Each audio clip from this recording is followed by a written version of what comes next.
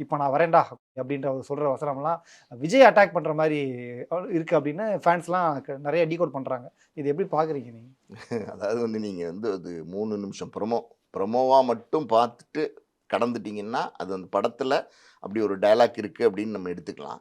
ஆனா ஒரு 3 நிமிஷம் ப்ரொமோக்குள்ள பார்த்தீங்கன்னா, இந்த அதாவது வந்து எப்படி சொல்றது? பட்டாளத்துக்கும் ம போராட்டத்துக்கும் போராட்டத்துக்கும் போயிட்டு இருந்த போயிட்டாங்க. ம். ஆள வந்து வந்து "வாடா வாடான்னீங்க, இந்த வந்துட்டான் பாரு" ம். அப்படிங்கிற மாரி ஒரு டயலாக் நீங்க சொன்ன மாரி "வரேன்டா" அப்படின்ற டயலாக்லாம் வந்து ஒரு 3 நிமிஷம் ப்ரொமோக்குள்ள அது தேவையா?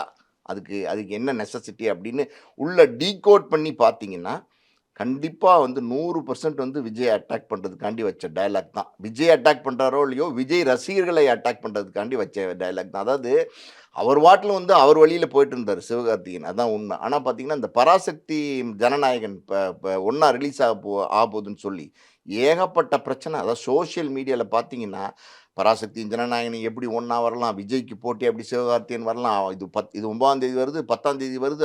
ஊன்னு சொல்லி சிவகார்த்திகேயன பார்த்தீங்கன்னா, வச்சு செஞ்சுட்டாங்க. உண்மையாலுமே அந்த படம் ரிலீஸ் ஆனதுக்கு அப்புறம் கூட, பயங்கரமா நெகட்டிவிட்டி ஸ்ப்ரெட் பண்ணாங்க. ஆமா. டோட்டலா ம். பார்த்தீங்கன்னா, படம் நல்லா இல்ல, ஒண்ணுமே இல்ல, குப்பை அப்படி இப்படின்னு நெகட்டிவிட்டிய ஸ்ப்ரெட் பண்ணி, உண்மையாலுமே நல்ல படம்.